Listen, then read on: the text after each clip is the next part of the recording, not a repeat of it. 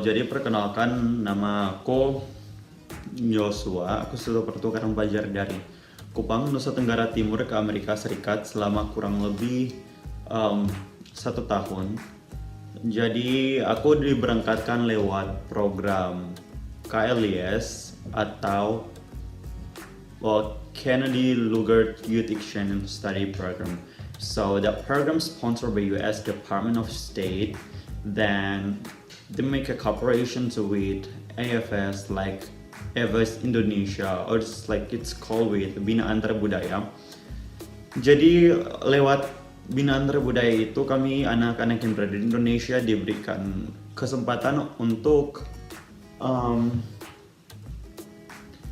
menempuh pendidikan selama kurang lebih 1 tahun di Amerika Serikat. Nah, jadi aku bakal memberikan kayak menjelaskan tentang kehidupanku sebagai siswa pertukaran pelajar yang berada di Amerika. Nah, yang pertama, waktu itu aku pernah bukan waktu itu, tapi kayak banyak teman-teman yang bertanya bagaimana di Amerika kehidupannya itu seperti apa. Jadi itu tentunya daripada aku menjelaskan satu persatu, so it's like takes long time, dan most of them is the same question, so it's just like a bore. It's boring for me. Jadi ya aku akan membuat video ini untuk menjelaskan sebisa mungkin. Nah, jadi di Amerika Serikat itu yang pertama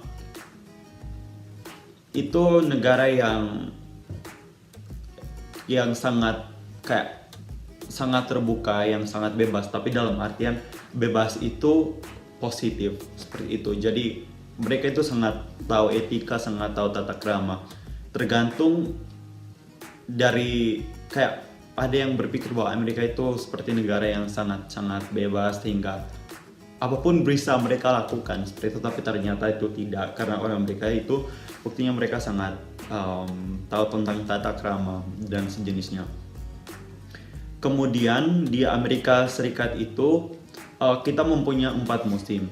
Yang pertama ada musim panas atau summer, yang kedua itu ada fall atau musim gugur, yang ketiga ada musim dingin atau winter, di mana itu kayak ada salju, terus suhu udaranya itu sangat dingin, dan waktu itu di Minnesota itu pernah mencapai minus 40 pada tahun lalu, tepatnya bulan Desember. Jadi itu lagi dingin-dinginnya, jadi itu minus 40. Nah, setelah itu sekarang bulan Maret itu udah masuk kepada spring atau sudah menuju musim hujan. Nah, jadi totalnya ada 4 musim. Kemudian di Amerika Serikat itu aku tinggalnya itu di Minnesota, dan tinggalnya itu di kayak small town. Jadi itu populasi orangnya itu cuma sekitar kayak 300 atau 400 orang saja.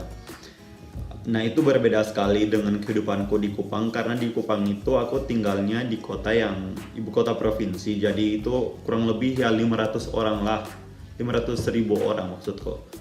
Kurang lebih 500.000 orang yang tinggal di Kupang dan datang ke sini.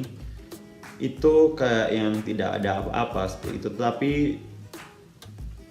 bahwa sekalipun hanya 300 orang, tapi sudah cukup lengkap, mulai dari fasilitas seperti sudah ada kayak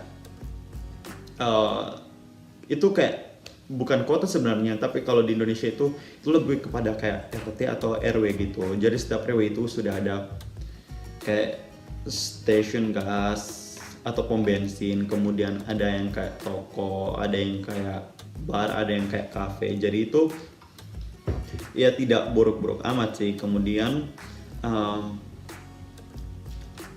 di Amerika Serikat itu orangnya kayak itu terbuka sekali.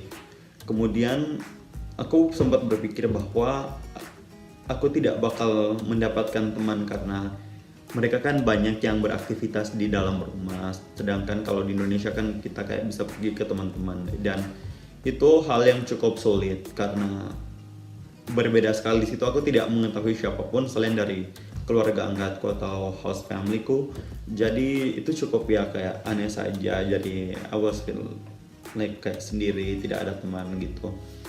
So tapi lama kelamaan itu berjalan dan semua kondisinya itu menjadi lebih baik, sudah membaik sampai akhirnya aku udah mendapatkan teman di penghujung dari program ini. Nah, kemudian ada juga kan bertanya bagaimana tentang kehidupan di sana atau sekolah di sana. Nah, sekolah di sini itu cukup berbeda dengan di Indonesia. Di Indonesia itu kita harus menggunakan seragam, tapi di Amerika kita tidak perlu menggunakan seragam. Kita bebas berpakaian apapun selagi itu sopan dan sesuai dengan aturan yang ada di sekolah. Kemudian banyak varian kelas yang bisa kita ambil, yang bisa kita pilih.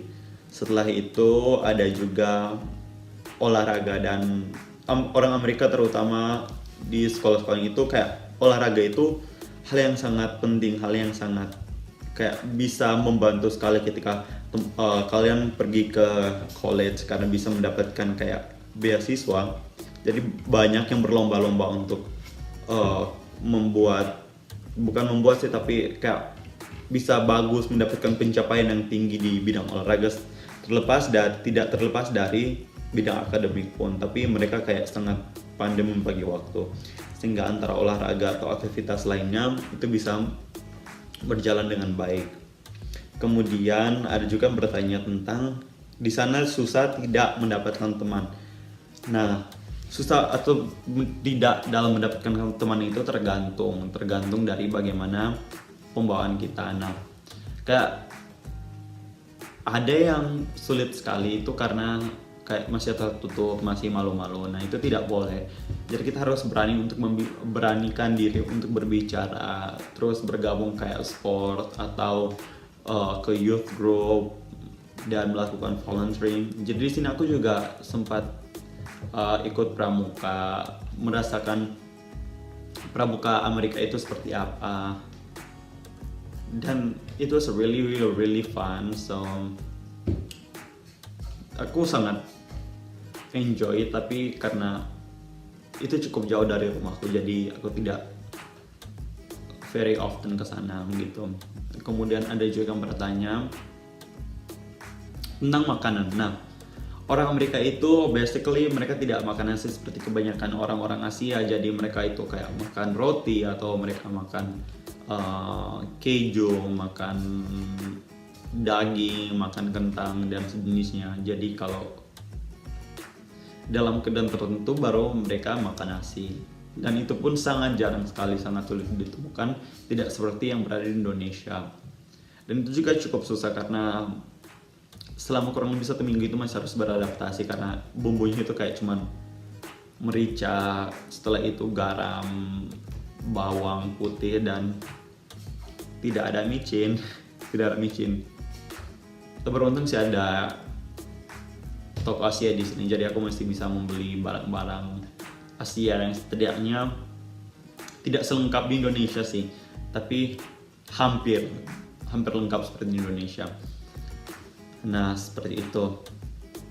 Jadi kehidupanku itu ya seperti itu. Dan ada juga yang bertanya, Kak, tahun depan setelah tahunnya kakak aku bakal menjadi siswa pertukaran belajar. Nah, aku bingung bagaimana caranya supaya bisa kayak bisa bertahan, bisa sangat enjoy dengan program pertukaran belajar. Yang pertama, aku tidak akan bilang kalau itu selama dalam program itu semuanya akan berjalan dengan halus.